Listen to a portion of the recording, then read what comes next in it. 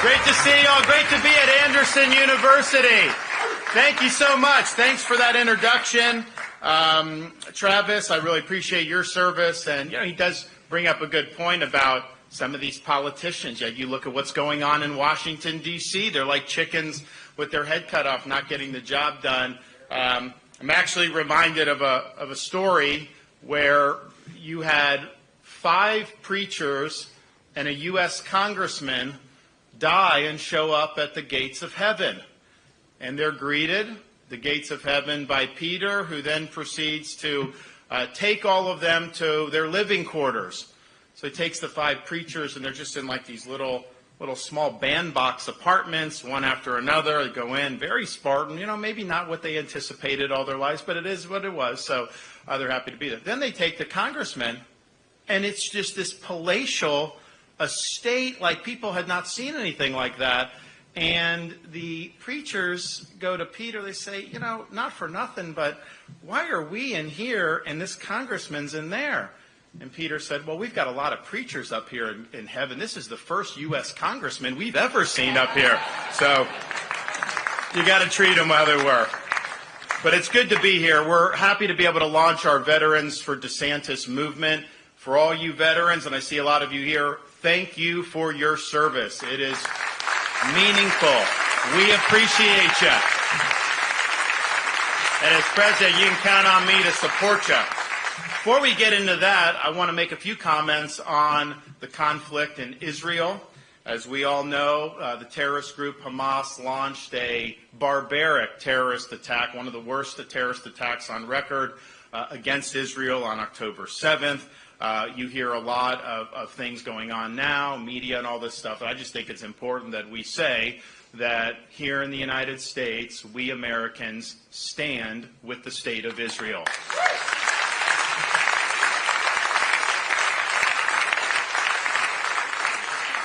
They have a right to defend themselves.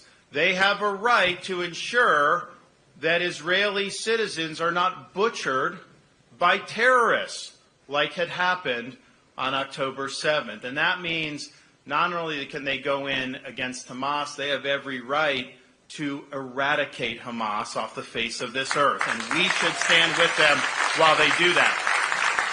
Now, the morning that this happened, after Biden slept in, he didn't even take the 2 a.m. phone call. President's got to take that 2 a.m. phone call, y'all. We got to do that.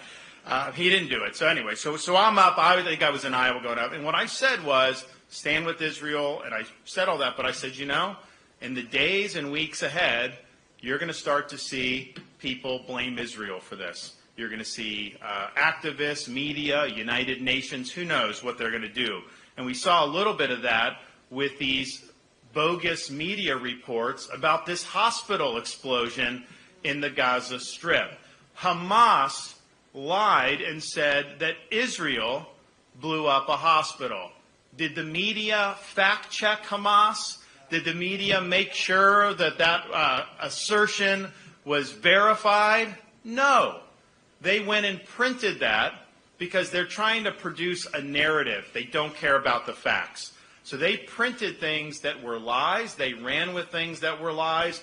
That lit a fuse throughout the world where you got people now out there protesting and all these things. And so when we stand with Israel, not only stand their right to defend themselves, we have to stand for the truth against media lying. And they are going to continue to do this throughout this conflict.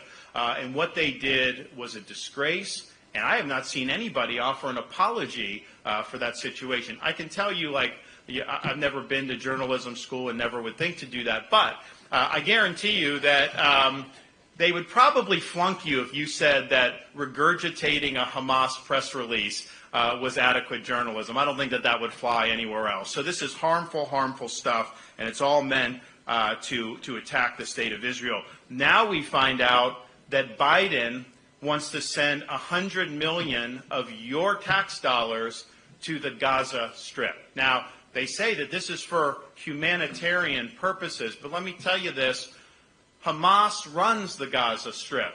That money will be commandeered by Hamas. Hamas still has Americans held hostage. They still have many more Israelis held hostage. We should not be sending 1 red cent of your money to Hamas. That is wrong.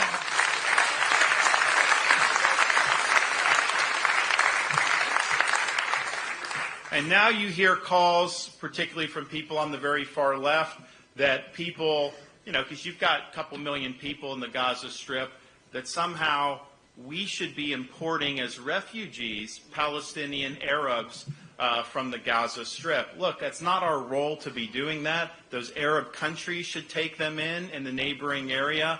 But I don't want to import the pathologies of the Gaza Strip into the United States of America. So we will do 0 refugees from the Gaza Strip into the United States when I'm president. And another thing is, you saw, before the blood was even dry on the Israelis who were massacred, you saw people in our own country on college campuses going out and protesting and cheering on Hamas terrorists. And I'm thinking to myself, what has happened to this country that would be something that would be considered acceptable? What, people ask me, hey, some of these Wall Street guys are saying don't hire any of the students who are signing these letters. Of course you don't hire any of the students who are signing those letters. Any foreign student on a visa who's out there praising Hamas, when I'm president, I will cancel their visa and I will send them back to their home country.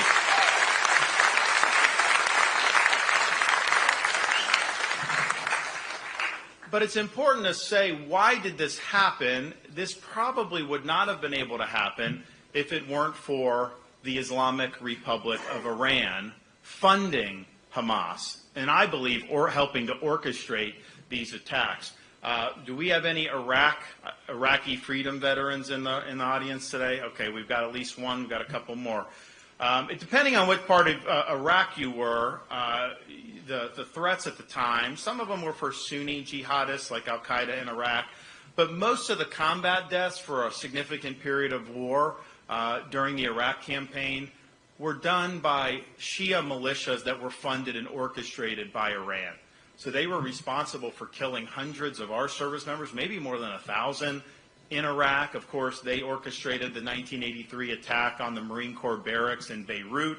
And so Iran has a lot of American blood on its hands, and it has earned the distinction as the world's leading state sponsor of terrorism. The reason why they were able to do this is because the administration relaxed the oil sanctions. They've had tens of billions of dollars flowing into their coffers. Yes, they did this $6 billion, which was a total travesty, but that $6 billion is actually a lot less than the money that they had been getting since January of 2021. We need to stop trying to do a deal with Iran. They don't want a deal. They want death to America and death to Israel. That's what they live for. That is their ideology. Turn the screws on their oil sales. Don't let them get this revenue flowing in. It's not right for our country. It's not right for the world. Reverse any sanctions waivers that have been done so that we can put Iran back in the box. If they don't have the financial wherewithal to foment jihad around the Middle East, then we're not going to see as much terrorism around the Middle East. And oh, by the way, if watching what happened in Israel doesn't cause you to worry about our own country with our own open border, then I don't know what will. Fact is, we've had over 7 million people pour into this country illegally just since January of 2021. We know there have been people from China, Iran, Russia, other places in the Middle East. There have been people on the terrorist watch list that have come across, people that are part of drug cartels, people that are criminal aliens, you name it. And I said this before the Israel attacks, that there will be, and I don't want this to happen, but just the math suggests that there will be in this country at some point a terrorist attack that will be able to link back to somebody that came across the open southern border. So when I'm president, I'm going to treat the southern border like the national security issue that it is. We're going to declare it a national emergency on day one. We're going to mobilize all available resources, including our U.S. military, to stop the invasion from coming into our country. And my policy is going to be very simple. People that come into this country illegally, the appropriate sanction is to send them back to their home country. That's what you have to be willing to do.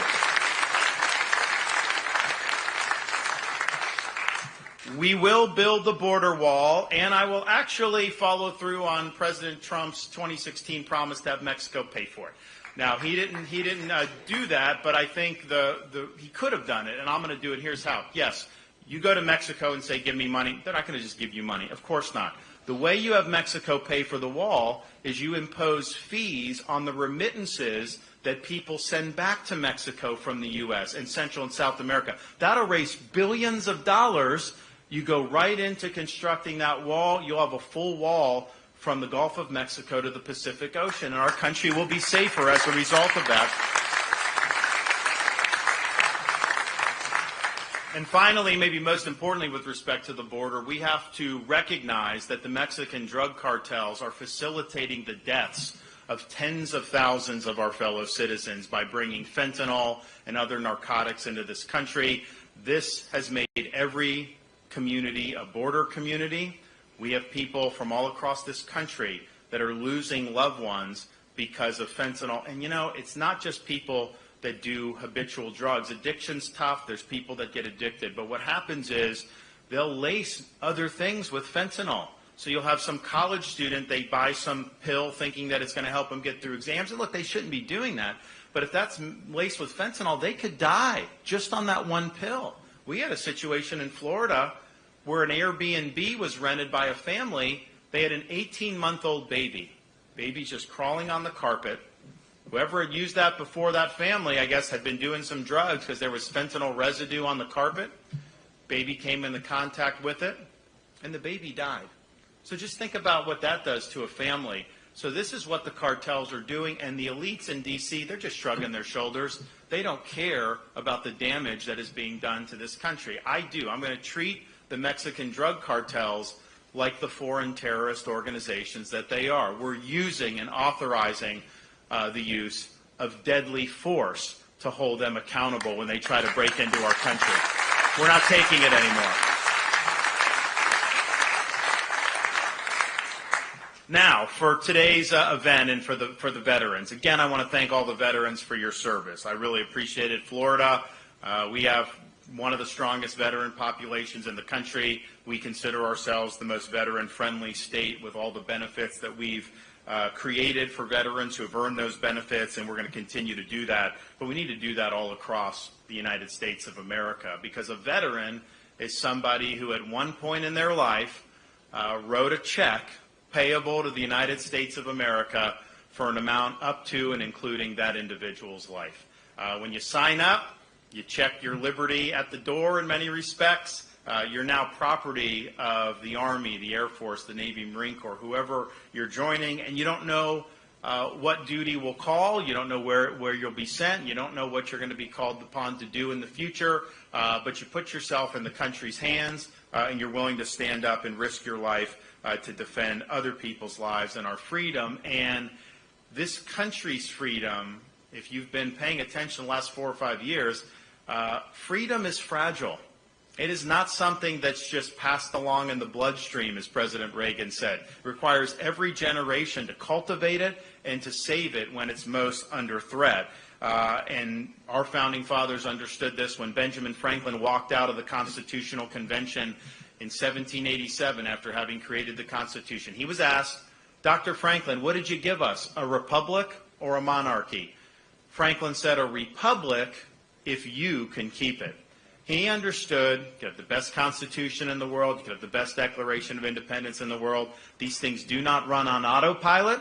They require people to stand up, put on a uniform, risk their lives, and indeed sometimes give the last full measure of devotion for service to this country. And from Bunker Hill to Gettysburg to Bella Wood to Omaha Beach, Iwo Jima, Fallujah, and everywhere in between, American service members have stepped up and answered the call anytime they were asked or ordered to do so. And we would not be the country that we are if it weren't for people that have worn the cloth of their country and have served honorably.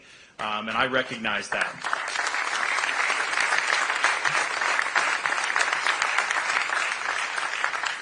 Now, my story into the military was probably the road less traveled. I was a blue-collar kid growing up on the west coast of Florida in a town called Dunedin, which is by Clearwater, St. Petersburg. Lawrenceburg and Tampa. And I was a baseball player. That's what we did growing up. My Little League team made it to the Little League World Series in Williamsport, Pennsylvania. We had a great program going up all through school, and I ended up getting recruited to play baseball at places like Princeton and Yale. And I had never even been to New England in my life. My mom was a nurse. My dad worked for Nielsen television ratings, where they would, at that time, a Nielsen family, they had to put the device on the TV sets and on the cable boxes there. And I was working minimum wage jobs as a high school kid to be able to make ends meet. So I ended up going to play baseball. I show up, and, you know, in west coast of Florida, I showed up to college wearing what I would wear there, flip-flops, jean shorts, and a T-shirt. That did not go over well in the Ivy League, I can tell you that. People looked at me like I was funny, like I was kind of a hayseed, but I was there, I was playing baseball, and then I graduated before about 4 or 5 months before the September 11th, 2001 attacks on our country. So I was not necessarily thinking anything about military service. I respected it, but we were kind of at a holiday from history. We thought that there was not a care in the world for the United States and America. The Cold War was over, and it was kind of let the good times roll, and 9/11 was really a wake-up call. So I found myself at Harvard Law School after that, and I had a choice to make. You know, blue-collar kid, wanted to be able to put myself in a position to be able to actually start making some money and advancing myself. But I felt an obligation that when the country was in conflict, that you step up and do your part in any way you can. And so I commissioned there in the U.S. Navy. I went through all the training, of course. I started active duty down in Naval Station Mayport, Florida, and then soon after that sent TDY to places like Gitmo, and then activated to deploy to Iraq alongside Navy SEAL Team 1 based out of Coronado, California. And so that was something for me. How I kind of traveled that road to end up in the desert there was probably not the traditional path, but it was something that was very meaningful to me. And what I appreciated about it is people come from all across the country, all different backgrounds, all these different ways that people have different opinions and all this.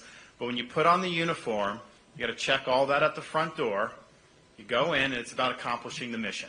And if you put aside everything else and we all get together and focus on the mission, then we'll be successful. If you don't do that, then people die. And so that is really the attention to getting the job done that was ingrained on me by doing that. So we were able to do that, and then I served in the reserves for a little bit of time after I got out. And it's something that I think in that generation, look, I did the one deployment, but I mean, we had so many people post 9/11 doing multiple deployments. They're going from 18 years old. They go, Marine goes to Parris Island, then they end up in Fallujah for 13 months. Then they come back, and then they end up back there. There were people that spent more time in Iraq and Afghanistan in their mid-20s than they had in the United States from the time that they had joined. And I recognize that takes a toll on you. You know, that's not normal. If you think about World War II, the whole society mobilized for World War II. And there was obviously tough fighting there, but for the global war on terrorism, society didn't really change at all. It was the people that were volunteering. They were the ones that go. You could go in communities in this country, not in South Carolina, but in other regions of the country. You could go in communities and not know anybody who even was serving in the military at the time. That would have been unthinkable during World War II. So we didn't have a draft. It was all volunteer. And the country put a lot of stress and a lot of responsibility on a very, very small number of people. So seeing that, as I started to get older and as I started to get involved in policy, I understood why we would have challenges with things like post-traumatic stress. Not something that necessarily I had, but I understood being in those environments, very difficult environments, where you're not even fighting an enemy that's wearing a uniform. You know, you're sitting there standing guard, and you don't know the person coming up in a man dress if they have a IED strapped to their chest or if they're just normal civilians. And you've got to make split-second decisions, and that's stressful to be doing that day after day after day. Traveling through the country, not knowing whether an improvised explosive device is going to blow up your convoy day after day after day. So that was something that as a U.S. congressman, which I later got I wanted to tackle, because I understood from a personal perspective that was something that was needed. Now, we were here in South Carolina a couple months ago putting out our agenda for active duty military, and our agenda is called Mission First. Because what you've seen in the military recent years, you have a lot of political agendas in the military.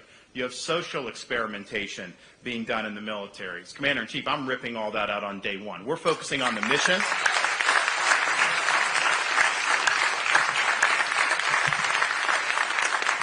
We're going to have high standards for everybody, and we're going to advance people based on merit, not based on political considerations. We're going to welcome back members who were discharged due to the COVID-19 vax, which should have never been mandated to begin with.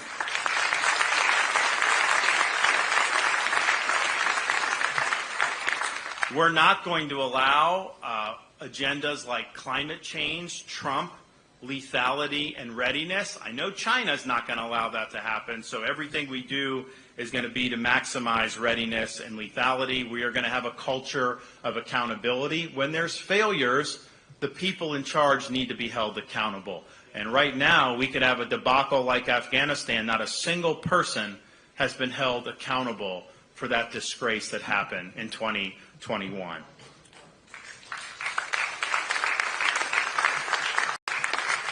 And one of the things I promised to do with our Mission First agenda as president, I'm going to use the bully pulpit to let people know that serving in the military is a noble effort. It's a noble calling. It's a noble career. I remember Jack Kennedy said that people that serve in the Navy, for example, which he did, can look back on their life with a great deal of satisfaction saying, I served in the U.S. Navy. We know Marines, the esprit de corps that they have, our Army with the great tradition, Air Force. All these things are so important. But right now, recruiting is very low. A lot of people don't want to join. We're going to change that. We're going to make sure that this is something that's front and center. And we need to do that because our national security really depends on it.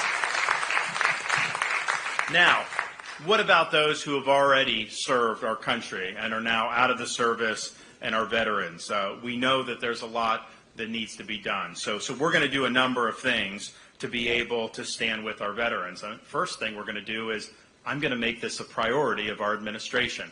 It's going to be something that is a top shelf issue because our veterans deserve the attention and they deserve our utmost best to make sure that they're taken care of. Now, to do that, I really believe, just through my experience, that we can't have veterans just get lost in a sea of bureaucracy. I'll never forget when I was leaving the Navy, and I didn't really need anything. I mean, I was fine, but they give me this packet of like the veterans benefits, and I'm going through it, and I could not tell what the benefits were. I had no idea how you would go about accessing the benefits. It was all Greek to me to be able to look and see that, and I'm just thinking to myself, is this really the way we want to do it, to make it so hard to navigate through bureaucracies that basically our veterans don't even access what's out there?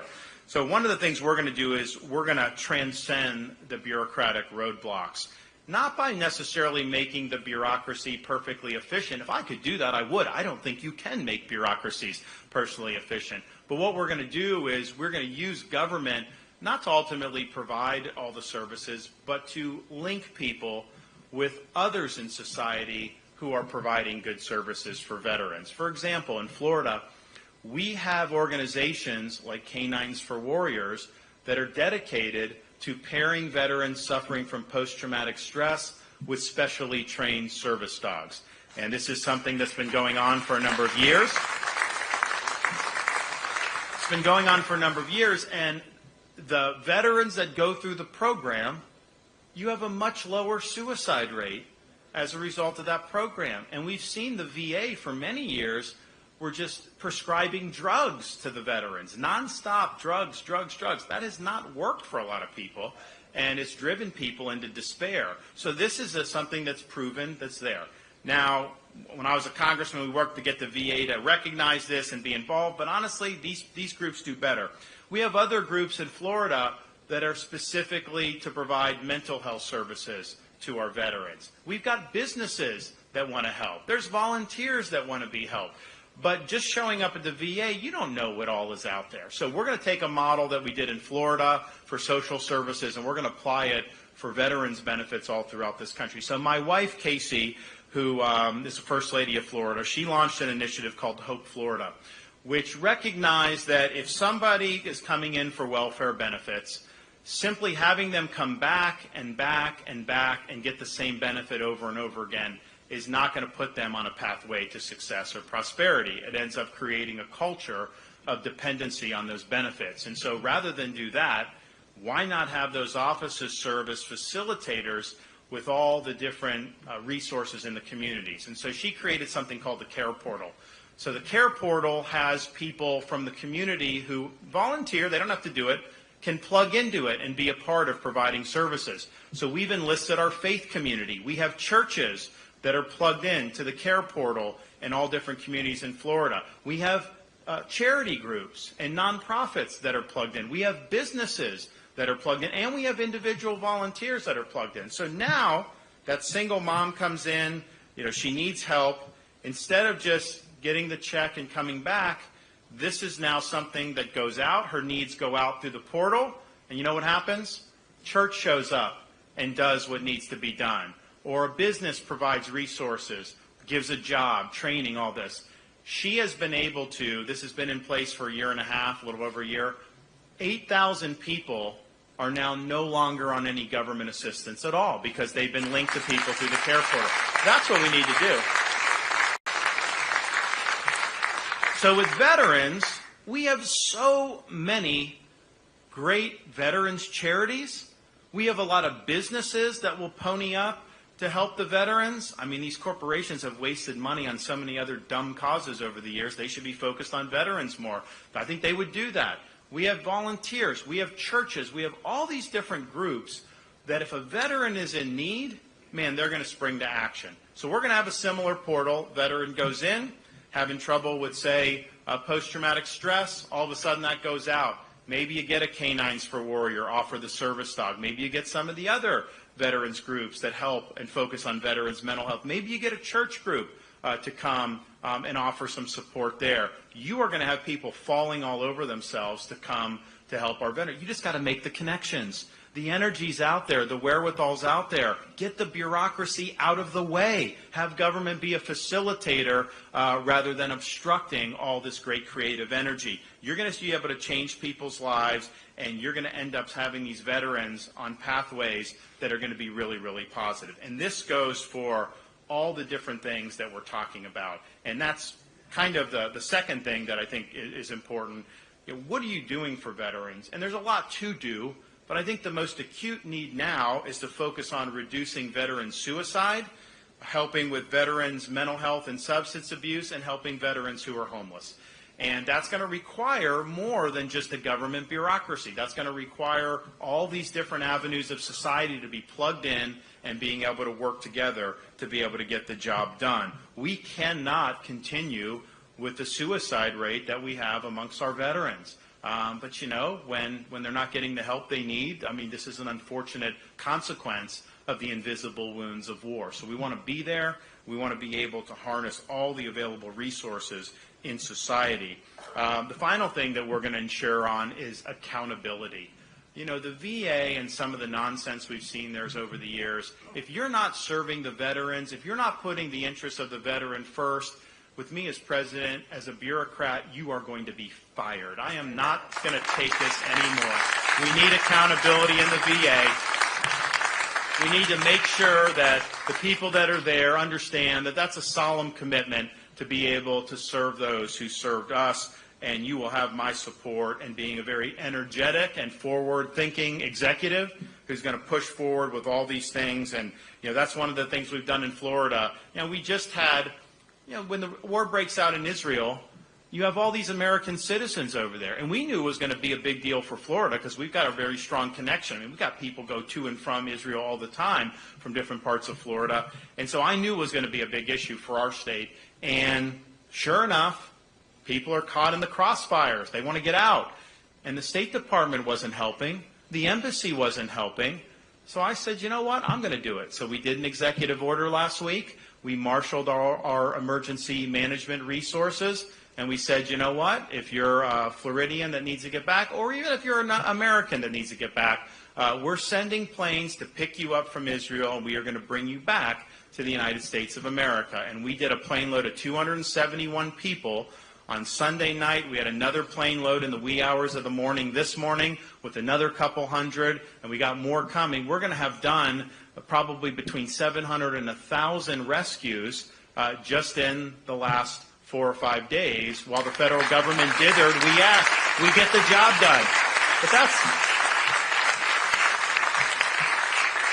But that's the way it's got to be for all this stuff. We need a can-do attitude out of our government. I'm so sick of these terrible results. I mean, what they decided to do with helping people get out is they would dump them in Greece.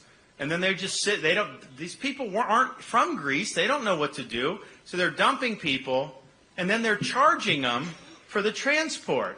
And I'm thinking to myself, well, wait a minute. If you came across the border illegally, this federal government will fly you to Timbuktu at taxpayer expense. They don't charge the illegals for that. They don't charge the illegals for staying in hotels. That is picked up by the taxpayer, and yet our own citizens who are leaving a war-torn country are being told they have to pony up just to be able to get to safety. You talk about putting Americans last. You know, the time for doing that is over. We need to start putting Americans first, and we need to start getting the job done, and that starts with our veterans.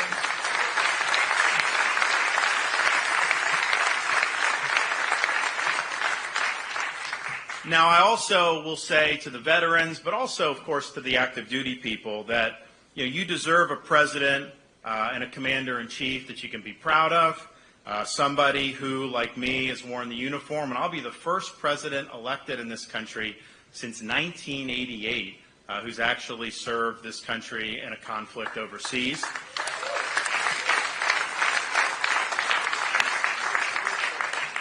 And as commander-in-chief, I'll owe it to not just the people in uniform now, but the veterans and the public as a whole, to be somebody who is going to be very judicious, understands the pitfalls that accompany military operations, understand that it's a dangerous world, understand we have to advance our interests. So with me, you can count on a couple things. One, you can count on strength. I think our founding fathers understood that the way to avoid war is to prepare for war. The stronger you are, the more likely you are going to deter the bad guys from trying anything. When you're weak, you end up inviting conflict and you invite more aggression. And we have a long way to go to get our country to the proper level of strength where we're going to have a more stable world. But we will get there when I'm president. The other thing that I will provide is clarity. You deserve a commander-in-chief as he sees the world, as he utilizes our forces, if it ever comes to that, who has a concrete conception of America's true national interest. No Wilsonian abstractions, no gauziness. What is, in a hard-headed analysis, necessary to protect this country and to protect her people? And we will do anything we need to be able to do that. But we cannot get this country mired into conflicts where there's no clear conception of victory, and we end up not achieving anything that advances our interests. So I understand that when you go to win, and I will accept nothing less than victory.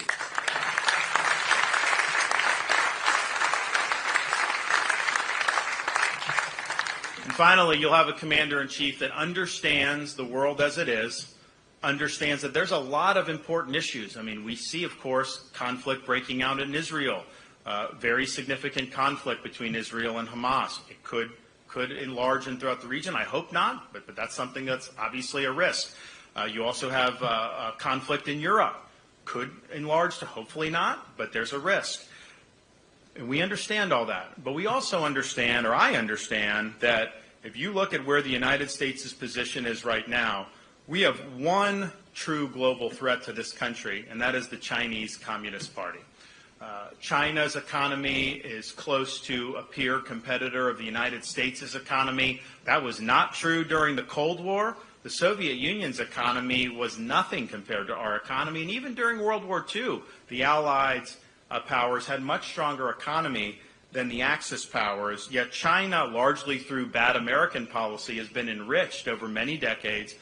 They've used that wealth to build up their military, and while their military may not be at our level yet, they are working every day to be able to catch us and to surpass us. So this decade, these 2020s, this is a decisive decade that's going to determine whether we're able to continue to eclipse China, whether we'll be able to fend off the threat posed by the Chinese Communist Party, or whether they will overtake us economically, whether they will overtake us militarily. And I can tell you this, if China ends up dominating this world, that is going to impact your life and every American's life in ways that are not positive. So we know what we need to do. We need more hard power in the Indo-Pacific. We need to disentangle our economy so we're not dependent on China for all these things that have put us in a very significant position of vulnerability. And we need to make sure that we don't allow them to exercise cultural influence over our own country here at home. For example, in Florida, I signed legislation banning the purchase of land by the CCP. I don't want them buying farmland or land near military bases or any of that. We don't want them in universities and doing things to propagate CCP propaganda, and so we'll be on guard on that. But we will take, as president, the China threat seriously, and we will make sure that the 21st century ends up being another American century. I'm appreciative of everybody who's here. I think about why we're in this fight. Our country's got a lot of problems. You see it just by going to the grocery store. It's almost impossible to afford normal things that people used to take for granted. Buying a home with interest rates over 8%, you're paying twice as much on a monthly mortgage as what you would have paid on that same home just 4 or 5 years ago. We see instability in our streets with crime overrunning urban communities. We see an open border where American cities are being overwhelmed, communities are being hollowed out. We see an education system that is trying to indoctrinate kids rather than educate kids. We see a bureaucracy that is totally run amok, that has been weaponized against people it doesn't like, and that imposes its will on the electorate without the consent of the governed. And we need to address all of those things. I don't think the decline we're suffering under is inevitable. I think it's a choice. It's a choice that we're going to make over the next year, year and a half as Americans. And I'm running for president because I refuse to fly the white flag of surrender. I am not content with just managing this decline a little bit better than the Democrats would. We should settle for nothing else than reversing this country's decline, ushering in an American revival, and that's what I will do. So thank you guys. God bless you all. We appreciate it. Thanks to the veterans. Thank you for your service. We love you.